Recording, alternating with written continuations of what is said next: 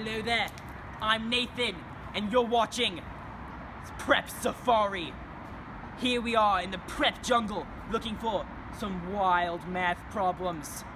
Here in this part of the jungle, we're looking for the elusive and timid triangle congruence proof.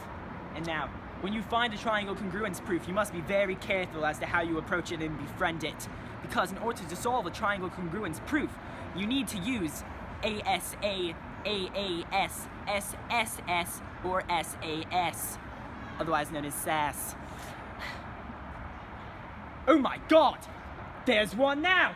Quick, zoom in on it. Let's get a good look at this bugger. Wow. It's amazing to see one in person. Now, let's go to my friend Gambo and he'll show you how it's done. Amazing find there, Nathan. To start, I want to explain the most important part of this lesson.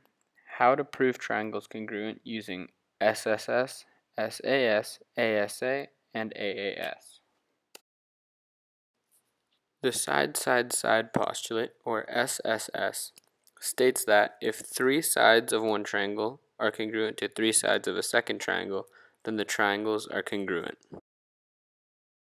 The side-angle-side congruence postulate, or SAS, states that if two sides and the included angle of one triangle are congruent to two sides and the included angle of a second triangle, then the triangles are congruent. The angle-side-angle congruence postulate states that if two angles and the included side of one triangle are congruent to two angles and the included side of another triangle, then the triangles are congruent. And finally, the angle-angle-side congruence theorem states that if two angles and a non-included side of one triangle are congruent to the corresponding two angles and side of a second triangle, then the two triangles are congruent. Let's get on to the proof, shall we? First, you are going to want to start out by writing the given information and write given as your reason. Next, state that segment AD is congruent to segment CD, and this is correct due to the definition of a segment bisector. Third, state that the measurement of angle BDA equals 90 and the measurement of angle BDC equals 90 due to the definition of perpendicular lines. Because of this, you are able to say that angle BDA is congruent to angle BDC due to the definition of angle congruence.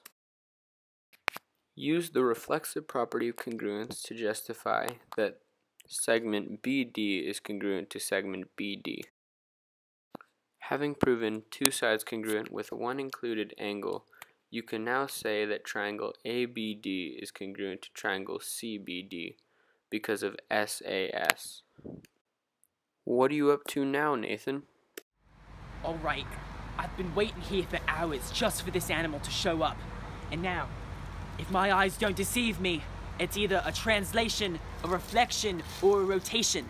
A translation is when it, per se, slides across the coordinate plane. A reflection is when, off an axis or a line in anywhere, it reflects like a mirror. And then a rotation is where it takes a point anywhere from the graph and rotates around that point as if spinning a color wheel. And I think if I'm right, this one could just possibly be all three.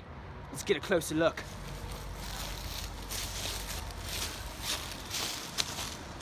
I'm right! It is! Infamous! I'll go down in history!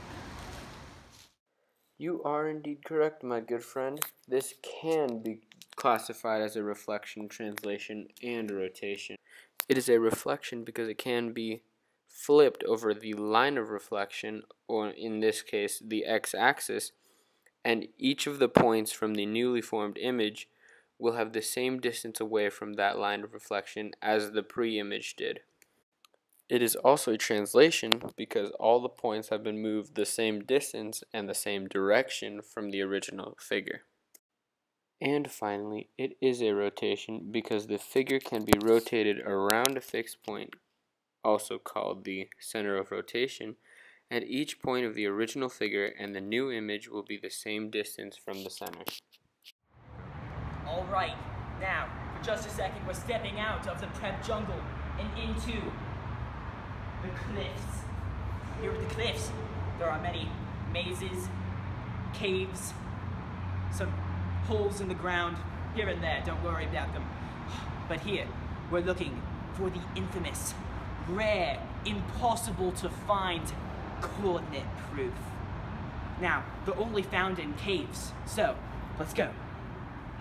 You know, I was going to take you in the cave, but there's an animal called a midge that lives in this cave. If we're found in that cave without a tour guide, you don't want to know what's going to happen. Oh, but there's one by the edge of the cave. There it is. It's really it. A coordinate proof. It's beautiful. I'm gonna remember this moment for the rest of my life. We're gonna take a second to enjoy this moment, but now, it's back to my friend Gamboa to show you how it's done. Nathan, I must say, I didn't think you would find one of those coordinate proofs, but you sure did prove me wrong. Those are by far the hardest problems you will ever encounter in the prep jungle. You're going to want to start off by graphing the statement, and in this case it is: the segments joining the base of the vertices to the midpoints of an isosceles triangle are congruent. And it should look something like this. It is important to note that when graphing one of these, it is useful to use the x and y axis so that when calculating distances, the calculations will be much easier.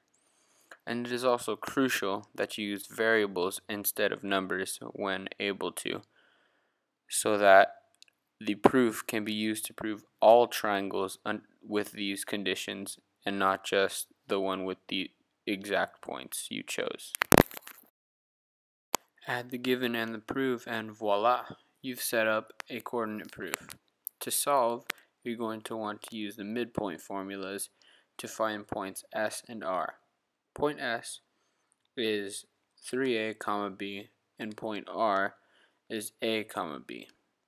You will then plug those numbers in with points A and B into distance formulas to see if AS and BR are in fact congruent. The great part of coordinate proofs is that you only have to solve until the separate problems look the same. You will solve up until the point where AS equals the square root of 9a squared plus b squared, and BR equals the square root of 9a squared plus b squared. After that, you simply state that AS equals BR and that segment AS is congruent to BR, and you're done.